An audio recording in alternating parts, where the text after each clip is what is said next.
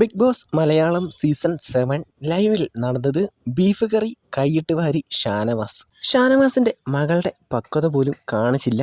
നെവിനെ വലിയ കുറ്റം പറഞ്ഞു നടന്ന ആളാണ്. ചോറും ബീഫ് കറിയും അനുമോള് എല്ലാവർക്കും ഒരേപോലെ വിളമ്പി കൊടുക്കുകയാണ്.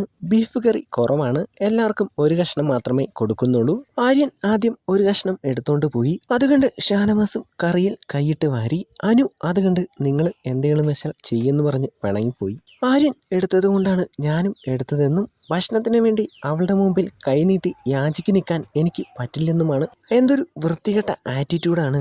എല്ലാവർക്കും ഒരേപോലെ വേണമെന്ന് ആദ്യമൊക്കെ പറഞ്ഞു നടന്ന ആളാണ് നെവിൻ. 2 മല്ലിയില എടുത്തതിന് എന്തൊരു ബഹളമായിരുന്നു. പാവം അനു. ഇനി ബീഫിന്റെ കാര്യത്തിൽ മാത്രമേ കരയാൻ ഉണ്ടായിരുന്നുള്ളൂ. അങ്ങനെ അതും ആയി. ഷാനവാസാണ് കച്ചറ ഉണ്ടാക്കിയതെന്നും എന്നിട്ട് ഇത് എങ്ങനെ ഇറങ്ങുന്നുവെന്നും അനീഷ് ഷാനവാസിന്റെ മുഖത്ത് നോക്കി ചോദിക്കുന്നുണ്ട്. ഫ്രണ്ടാണ് കോംബോ, അതൊക്കെ വേറെ കാര്യം. തെറ്റ് കണ്ടാൽ അനീഷ് ആരുടെയും മുഖം നോക്കാതെ അത് ചോദ്യം ചെയ്യും. നീ ഇറക്കണ്ട എന്ന് പറഞ്ഞ് ദേഷ്യപ്പെട്ട് ഷാനവാസ് അവിടെ നിന്നും എണീറ്റ് പോകുന്നുണ്ട്. ഇതാണ് ഷാനവാസിന്റെ റിയൽ ക്യാരക്ടർ.